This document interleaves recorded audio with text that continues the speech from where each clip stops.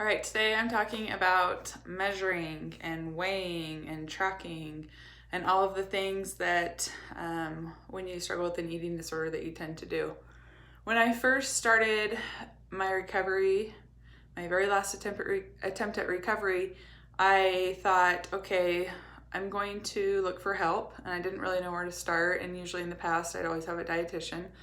So I remember finding a dietitian, and right off she wanted to give me a meal plan, and I kind of stuck with it for a couple of sessions, and then I realized, why am I doing the same thing that I've done 100 times that has gotten me the same result, that has gotten me more stuck and rigid in the way that I eat? And so I told her, I said, I think I'm going to do this on my own. I think I'm going to weight restore on my own. I think I'm going to figure this out on my own. And I remember her very, very directly saying, there's no way you're going to be able to do this on your own. The way that you are thinking right now, your mental state, you're not going to be able to do this on your own. And really, that's all that I needed to hear. So I remember driving out of her office, and I thought, okay, this is day one. Like, I'm doing this. Nobody's going to tell me that I can't. Why can't I? It made me really upset that she said that. I drove myself to a pizza place, and I ordered a pizza and ate the whole pizza sitting there by myself while I wrote out commitments and things that were non-negotiable, that I wasn't allowing myself to do anymore. And then I drove home from there, and I tell you these stories not to be like, and look at me, not at all, because I struggled for so long before I figured this out. But I tell you in hopes that maybe you can try doing the same thing, because it seemed to work out very well for me. So I went and got my scale, because that was something that I was extremely compulsive about, and really wasn't helping me all in my recovery.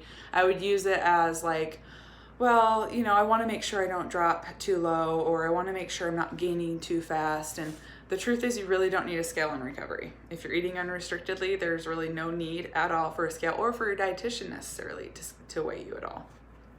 So I grabbed my scale, I went out to my driveway, I got in my car, I put it underneath the tire, and I ran over it back and forth.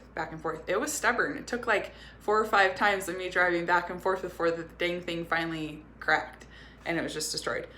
And I threw it in my trash can. It was like the most liberating, empowering, awesome feeling ever. So a lot of people will be advised to like throw your scale out or donate it or something. No, I say destroy it, like completely crush it. It's very, very, it was really powerful for me. If you don't have a car, then you can use a hammer, or I'm sure you can get creative on how you can destroy your scale. But that's my first piece of advice, is you do not need a scale. The other thing I hear a lot of, and I myself was guilty of, was like, I have to measure my food. I have to weigh my food because I probably won't get enough if I'm not measuring. Okay, I am recovered, and I'm not in extreme hunger, and I don't know if I've ever actually eaten one serving of a food.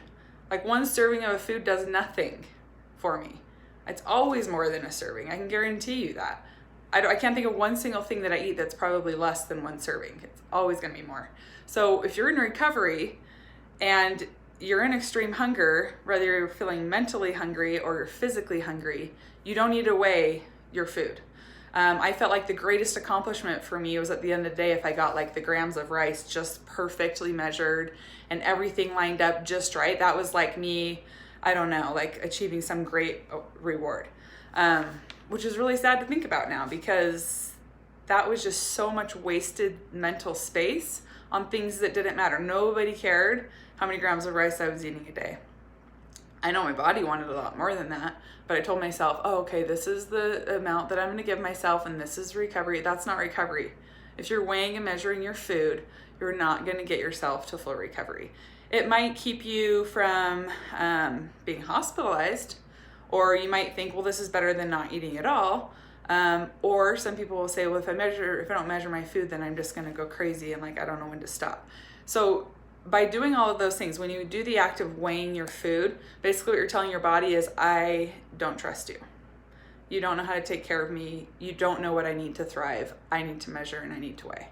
So just reinforcing that thought process is not going to help to rewire your brain to trust your body.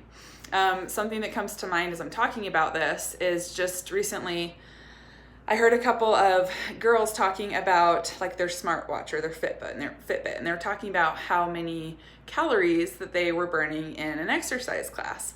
And I used to totally be that person, so I don't judge them.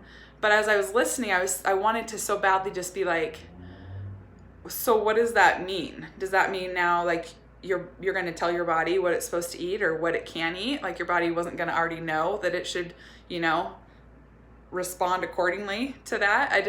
I think it's really interesting now being on the other side of especially orthorexia, and seeing these people who feel like they need to micromanage every calorie that they burn or that they put in.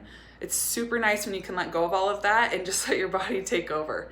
So another thing that I wanted to talk about is the mirror, is another, and body checking. Those two things are also a form of trying to hold on to control.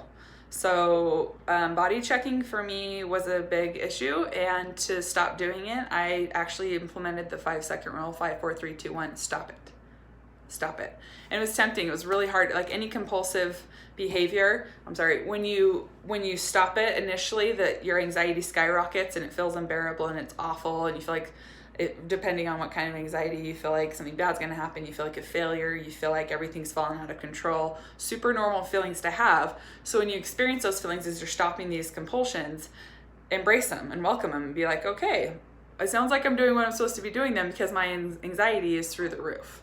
At least that's how I tried to reframe it, rather than thinking, oh my gosh, I must be doing something wrong. This shouldn't be this uncomfortable. Why is this so hard? Instead, just reframe it and think, okay, I'm clearly ticking off my eating disorder, which is absolutely necessary when you're recovering. And this must make me one step closer to getting to where I need to be. And as you keep doing that and you experience and run into that fear, eventually that fear goes down, and over time is gone. So that's kind of what I wanted to touch on today, was if you are measuring and weighing and body checking and all of these things, be aware of it and recognize that that is not recovery, and that's not going to get you recovered. So you can tell yourself all the lies that you want all day long, that it's keeping you on track and making sure that you're getting enough and all of that, but they're just lies and they're really not going to get you anywhere. So please do your very best to just stop all of it. And that's the advice I have for you today. Have a good day. Thanks.